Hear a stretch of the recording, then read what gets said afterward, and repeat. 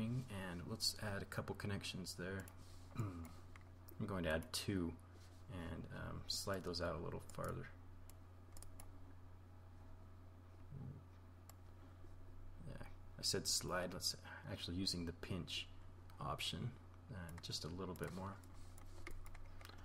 up here on the top.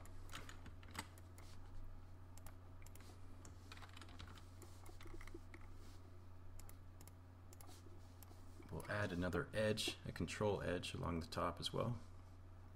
Connect. Now, it's a really good idea actually if you're going to be doing a lot of poly modeling to make some shortcuts for several of these tools, chamfer, connect, whichever ones you use most. It'll save you a lot of time if you just take a minute and get those set up right from the beginning. You'll notice I didn't have this edge here selected. You don't have to exit out of the Connect Edges mode to select more edges. Just go ahead and add them in, and you can see that it went ahead and found those without exiting out of the settings dialog box here. I'm going to click OK. Let's take a look at that and see we're getting a lot better shape here. I want this to be essentially flat with just some nice rounded edges, and I like how that shape is coming together. We also have a really nice profile because of those control edges that we added. Turn those edges on at the top and the bottom of the side of the fork, and down here at the bottom. You know, that flat piece isn't represented really well, and we have a little issue right here that we need to, and I thought that I had tessellated the model, but it looks like we're okay.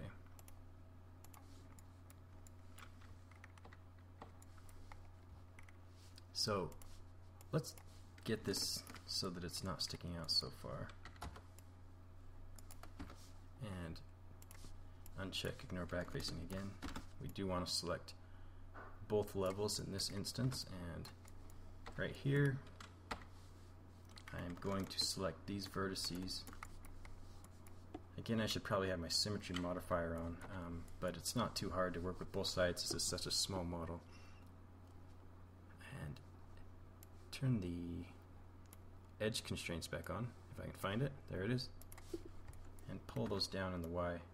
I'm going to give myself some more space here because I'm just getting too sharp of an angle right there after the turbo smooth is applied. So if we spread that out a little more, it should round that corner a little more evenly. And I've got to fix that shortcut. I keep hitting the shortcut to go to the top viewport. In my options though, the edit poly modifier uses that shortcut as the tessellate. So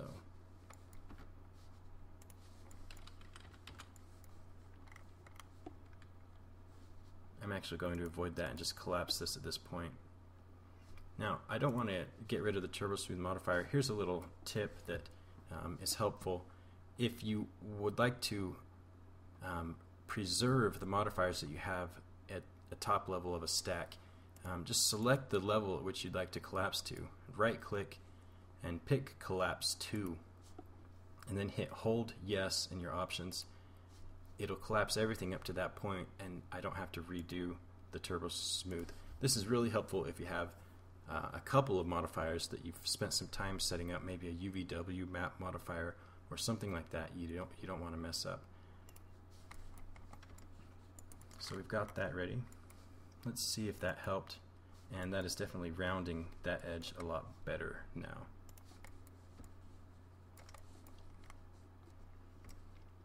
Okay, continuing on, I'm going to again make sure that my ignore back facing is off, and I want to pull down some of these vertices.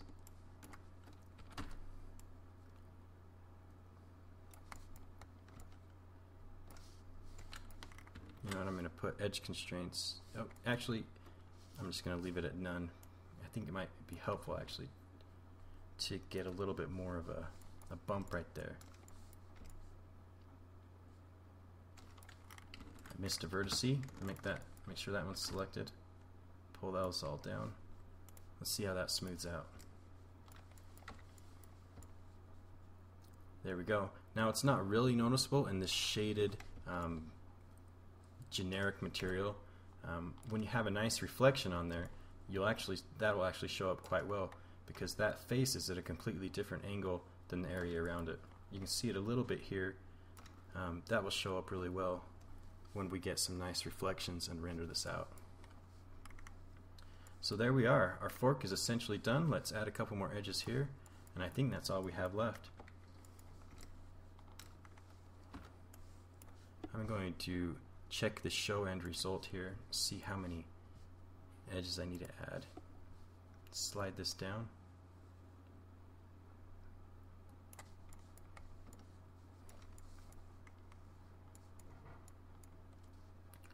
I've got some issues. Let's turn that off actually and see what's going on here.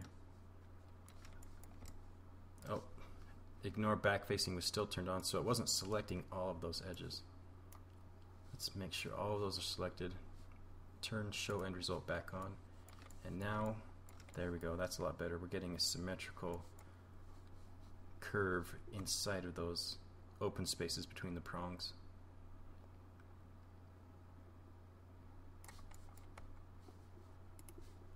And there we go.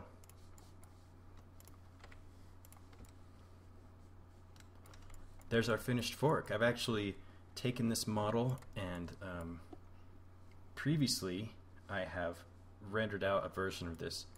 It's not the exact same model, but using the exact same process, I built a fork, which I will show you some of the renderings, and I was really pleased with how it turned out. So just using a simple HDRI studio lighting setup. Again, I had no additional lighting here, just threw in an HDRI image environment and rendered this out, and you can see you get great results. I used the exact same process to model the other pieces in this silverware set, and just as a side note, this entire set is available for purchase through turbosquid.com, and I will make a link available for that set if you're interested.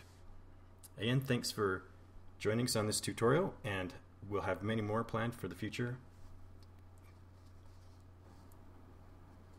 And I just wanted to mention as well that I will be making a free version available, which will have just the fork model which was used in the tutorial along with the reference image that we modeled from, so you can follow along if you would like to.